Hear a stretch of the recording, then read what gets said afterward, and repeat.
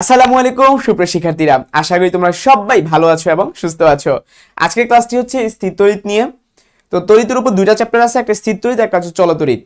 তো দুইটাই খুবই গুরুত্বপূর্ণ চ্যাপ্টার, তোমাকে স্কিপ দেওয়ার কোনো সুযোগই নাই। তো সর্বপ্রথম আমরা এই চ্যাপ্টার যত সূত্র আছে সবগুলো অল্প সময়ের মধ্যে একবার রিভিউ করে ফেলবো, তাহলে পুরো চ্যাপ্টারটা তোমার চোখের সামনে একবার ভাসবে।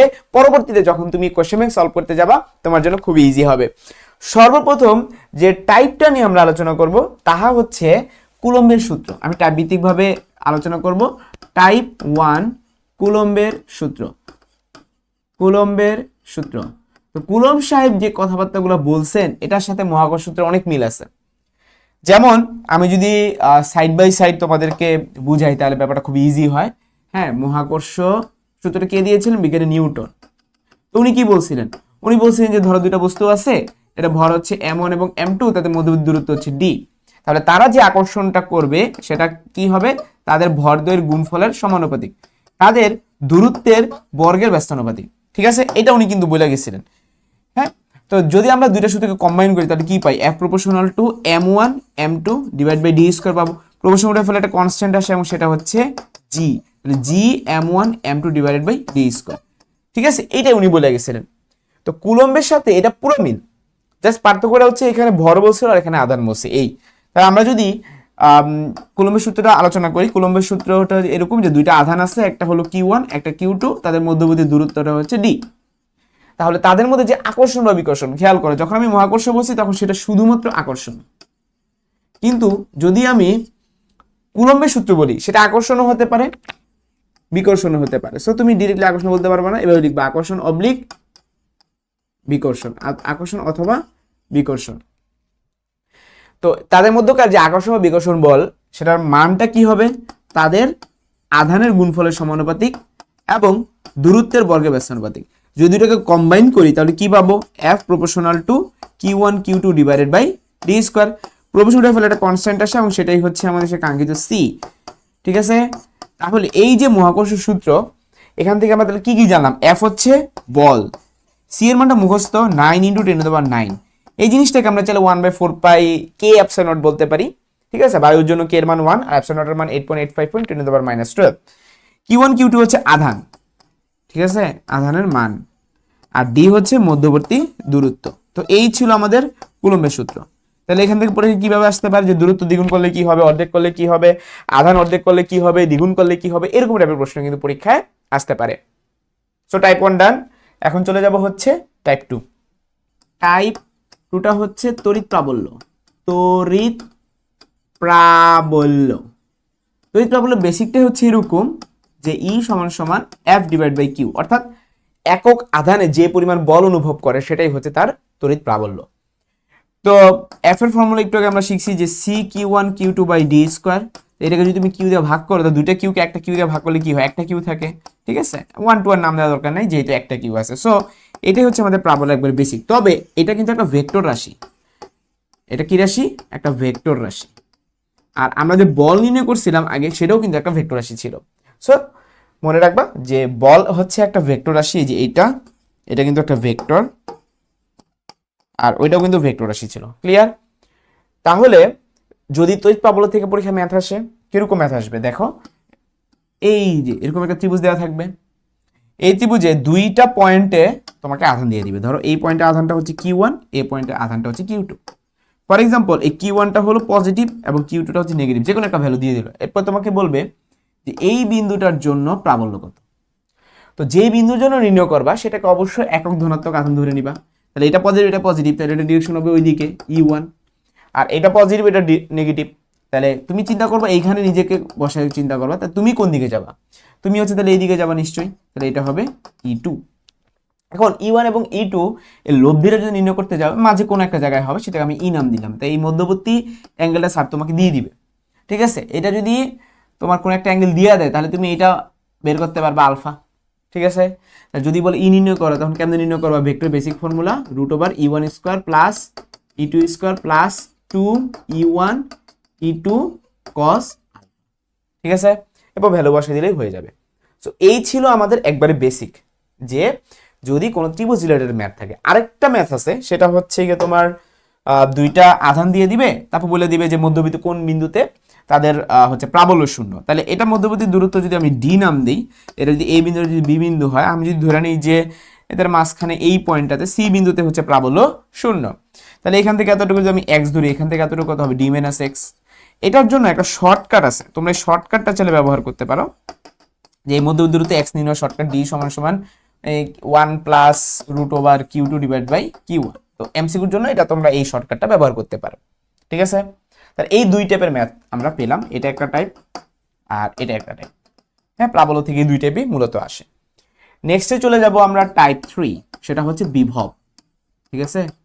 বিভব, বিভবের সংজ্ঞাটা কি, যে একক ধনাত্মক তুমি কোন একটা আধানকে, ঠিক আছে, তড়িৎ ক্ষেত্রে কোনো একটা বিন্দুতে আনতে চাইতেছো, তো আনতে যে পরিমাণ কাজ করা লাগবে, তাহলে ফর্মুলা কি দাঁড়াইলো, একক ধনাত্মক আধান, তাহলে এটা কিউ এর মান 1, সেটা হবে নিচে যে পরিমাণ কাজ করা লাগে, তাহলে উপরে হবে ডাব্লিউ, সেটাই হবে কি বিভব।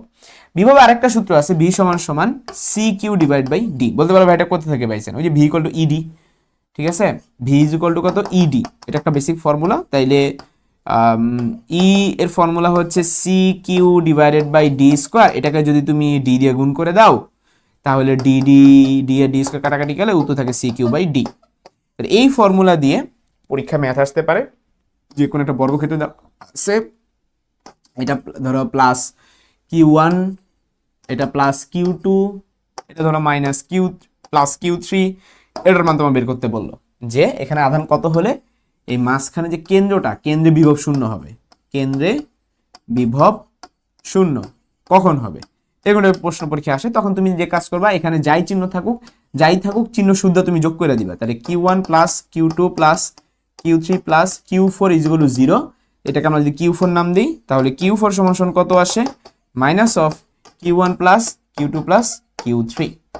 সো এই হচ্ছে আমাদের আনসার। এভাবে তোমাদের পরীক্ষায় আসতে পারে, যে সবগুলো যোগ করে দেখবা 0 হয়েছে কিনা, হইলেই সেটা কি হবে, কেন্দ্রের বিভবটা শূন্য। আর যদি আলাদা আলাদা, আর যদি বলে যে কেন্দ্রে শূন্য না, যদি বলে যে এই তিনটা বিন্দুতে আধান এত, এই চতুর্থ বিন্দুতে বিভব কত, তখন তুমি যে কাজটা করবা, প্রত্যেকটা বিন্দুর জন্য আলাদা আলাদা বিভব বের করবা, বের করে যোগ করে দিবা। এখানে কোনো ভেক্টরের কাজ নেই, কারণ বিভব একটা স্কেলার রাশি। বিভব কি রাশি, স্কেলার। বিভব কি রাশি ভাইয়া, স্কেলার রাশি। তার মানে বিভবের কোনো যেহেতু দিক নাই, তো তুমি আলাদা আলাদা বের করে যোগ করে দিলেই হয়ে যাবে। সো এর মাধ্যমে আমাদের বিভব শেষ। এরপর চলে যাব টাইপ 4। টাইপ 4 সেটা হচ্ছে গিয়ে তোমার আধান ঘনত্ব। টাইপ 4 এর নাম কি দিব, আধান ঘনত্ব। আধান ঘনত্বকে সিগমা দিয়ে প্রকাশ করা হয়ে থাকে, আধানকে তুমি এরিয়া দিয়ে ভাগ করবা, দ্যাটস ইট। এবং এই জিনিসটার সাথে আরো কিছু জিনিস রিলেট করা যায়, যেমন এরিয়া মানে তো পাই আর স্কয়ার, তাই না। আবার এফ মানে কি ছিল, এফ মানে ছিল হলো C Q by D square. জিনিসটাকে আমরা C Q one Q two by D square যদি আমরা ই এর সাথে রিলেট করি, C Q by D square বলাই যায়, ঠিক আছে। সি মানে কি ছিল 1/4 pi epsilon naught Q by D square, ঠিক আছে। আচ্ছা, তাহলে এই জিনিসটাকে আমরা একটা কাজ করতে পারি, ডি কে আমরা আরও লিখতে পারি, এটা কোনো সমস্যা নাই। তাইলে 1/4 pi r square into Q by epsilon naught. এখন যদি কোনো একটা গোলক হয়, একটা গোলকের সারফেস এরিয়া কি বলতো, গোলকের সারফেস এরিয়া সমান সমান হচ্ছে 4 পাই আর স্কয়ার। তার মানে গোলকে তুমি যদি অনেকগুলো আধান ছড়ায় দাও, সেক্ষেত্রে কি হবে, 1/1 বাই যে 4 পাই আর স্কয়ার আর কিউ, জিনিসটা যদি আমরা আলাদা লিখি, q divided by 4 pi r square into 1/এপসাইলন নট, এই জিনিসটাকে তো আমরা চাইলে সিগমা বলতে পারি।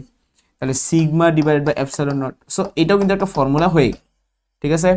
সো এরগুলো পরীক্ষা আসতে পারে, যে আধান ঘনত্ব সাথে প্রাবল্যের একটা সম্পর্ক, যে তোমার ধরো হচ্ছে আধান ঘনত্ব দিয়ে দিল ই এর মান কত, বা ই দিয়ে দিল এপসাইলন এই সিগমার মান কত, এরকম কিন্তু পরীক্ষা আসতে পারে। ক্লিয়ার। সো এই ছিল আমাদের আধান ঘনত্ব টাইপ 4। নেক্সটে চলে যাব টাইপ 5।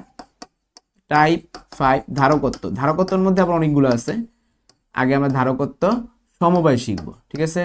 ধারকত্বের সমবায় মানে একটা ক্যাপাসিটর ধরো এভাবে সিরিজে আছে, এটা যদি C1 হলে যদি C2 হয়, তারা যদি সিরিজে থাকে, তাহলে সেই ক্ষেত্রে ফর্মুলা হবে রেজিস্টরের প্যারালাল মতো। মানে কি, তোমরা কিন্তু 9 10 কিন্তু পড়ছিলা রেজিস্টরের কনসেপ্টগুলো। হ্যাঁ, রেজিস্টরে কি ছিল, যে যদি দুইটা রেজিস্টর এইভাবে প্যারালাল থাকে, হ্যাঁ, এটা R1 এটা যদি R2 হয়, তাহলে ফর্মুলা কি ছিল, তাদের প্যারালাল ফর্মুলা হচ্ছে 1/R1 প্লাস 1/R2। হ্যাঁ, 1/RP সমান 1/R1 প্লাস 1/R2। ভাই জিনিসটাকে চাইলে এভাবে লেখা যায়, তুমি যদি এটাকে লসাগু নাও তাহলে কি হবে R1 R2, উপরে হবে R1 প্লাস R2, এরপর যদি এটা উল্টায় দাও তাহলে RP সমান সমান হবে উপরে হবে গুণফল আর নিচে হবে যোগফল। ঠিক আছে, এগুলো আমরা 19 শিখছি। এই সেম জিনিসটা এখন ক্যাপাসিটরের কাজে লাগবে। রেজিস্টরে যেটা প্যারালালের সূত্র ছিল, ক্যাপাসিটর সেটা সিরিজের সূত্র, মানে 1/CS ইজ ইকুয়াল টু হবে 1/C1 প্লাস 1/C2, বা জিনিসটাকে এভাবে বলা যায় CS সমান সমান হবে উপরে হবে গুণফল আর নিচে হবে তাদের যোগফল। That's it. সো এগুলো তোমাদের কাজে লাগবে। এটা একটা গেল। 2 নম্বরে হচ্ছে যদি প্যারালাল থাকে তাহলে কি হবে।